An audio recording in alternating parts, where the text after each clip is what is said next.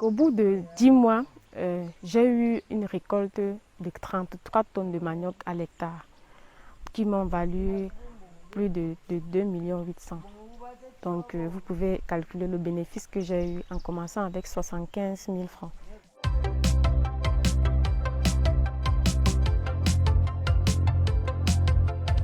Bonjour, Investir au Cameroun. Je suis Minja Laetitia, j'ai 23 ans. Je suis agriculteur et particulièrement maniculteur. Tout déjà commence en 2017 après l'obtention de mon baccalauréat littéraire.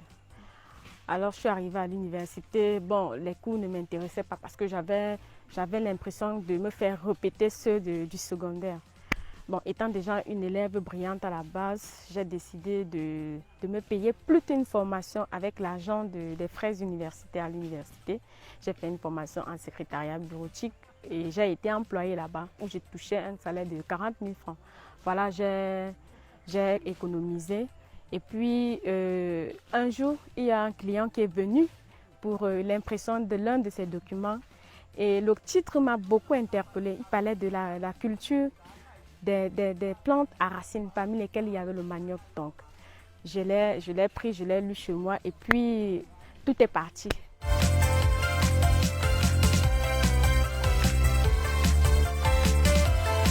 À ce moment, je me suis rendu compte de la largesse que le manioc pouvait nous offrir.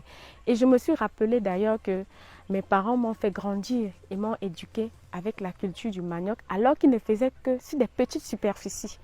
Alors je me suis demandé si je venais à économiser et faisais sur des superficies un peu plus grandes, quitter de la culture vivrière et la culture un peu industrielle.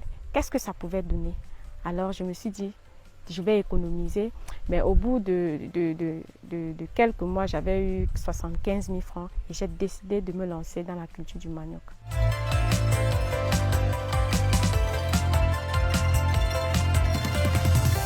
Mes parents savaient que j'allais à l'université. Pendant ce temps, moi, j'allais plutôt me faire former en secrétariat bureautique. Lorsque je me suis rendu compte des opportunités que pouvait m'offrir le manioc, je suis directement quittée de Yaoundé pour mon village, où j'ai en parlé à mes parents. Directement, ils n'ont pas été d'accord, sachant que je suis étudiante, je fréquente, ça n'allait pas être évident. Donc, directement, ça a été une idée à jeter pour eux. Mais il fallait que je leur démontre par ricochet que je pouvais également joindre les deux. Il fallait que je passe par cette voie pour leur montrer que je pouvais également continuer mes études. C'est en expliquant de cette façon qu'ils m'ont permis de faire dans ce champ. J'avais un montant de 75 000 francs économisé que je voulais éjecter absolument dans cette culture-là parce que j'avais la certitude que je pouvais gagner plus en quelques mois, au bout de quelques mois. Alors, avec l'aide de mon papa et mes oncles du village, mes cousins, ils ont pu m'obtenir 1 hectare défriché. Donc, ils m'ont défriché 1 hectare. Je rappelle ici que je n'ai pas payé la location ou acheté un terrain parce que nous avons déjà le terrain au village. Ils m'ont défriché 1 hectare. Sur les 1 hectare, j'ai payé quand même l'abattage parce qu'il y avait les grands arbres. Vous savez, c'est le Grand Sud. Il faut payer l'abattage. J'ai payé l'abattage. Ils m'ont aidé à semer. Et c'est comme ça que c'est parti. Et je vous assure, au bout de 9 mois, j'ai récolté sur les 1 hectare 33 tonnes de manioc. Mais lorsque j'ai eu l'argent des tubercules en question, je suis allée montrer à mon papa. Je lui ai dit, voilà. Et j'ai profité à cet instant pour lui dire que j'arrêtais l'école. Donc, c'était un alibi parfait pour moi. Et il n'avait pas le choix que d'accepter ma décision à ce moment-là.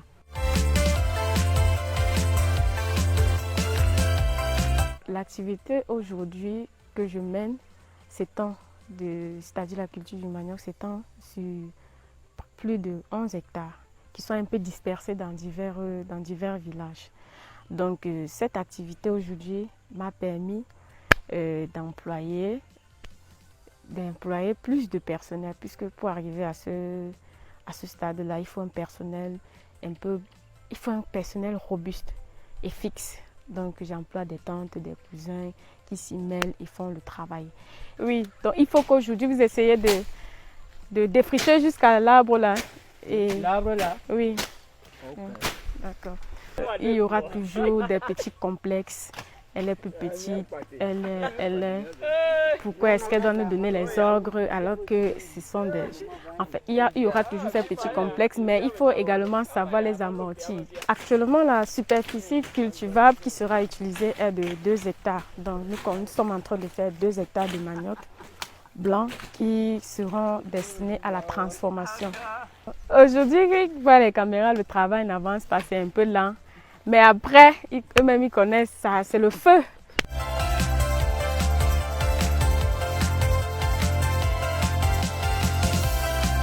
C'était vraiment stressant, mon expérience à l'université Ngouaikele, parce que déjà le nombre de personnes présentes à l'amphi me décourageait, parce que j'avais comme l'impression que nous étions tellement nombreux. Et s'il fallait que chacun travaille dans un bureau, soit dans la fonction publique, dans une administration, nous tous déjà présents dans cet amphi, ne pouvions pas s'en sortir. Donc, et à la base, je suis quelqu'un de pragmatique. Je n'ai pas trouvé mon compte à continuer les études dans ce sens-là. Pour moi, c'était une perte de temps. Là, nous sommes en train de rentrer, c'est la pause, mais l'autre équipe va venir travailler à l'après-midi.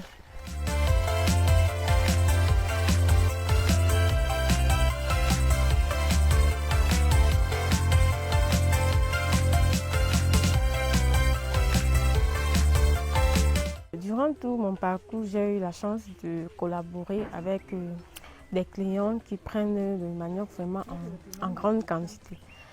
Mais étant heurtée par la difficulté de produire à la hauteur de leur demande, je suis obligée de travailler avec d'autres producteurs pour essayer de satisfaire leurs demandes. Je me rapproche des producteurs qui peinent à écouler leurs marchandises que j'aide à écouler. Donc, aujourd'hui, je fais une sorte de trading du manioc. Je rêve beaucoup d'être comme certains de mes modèles, à l'égard de Madame Photo, qui est une championne dans le domaine du cacao. Un leadership, faire partie des personnes, des femmes qui font le leadership de l'agriculture, comme cette dame.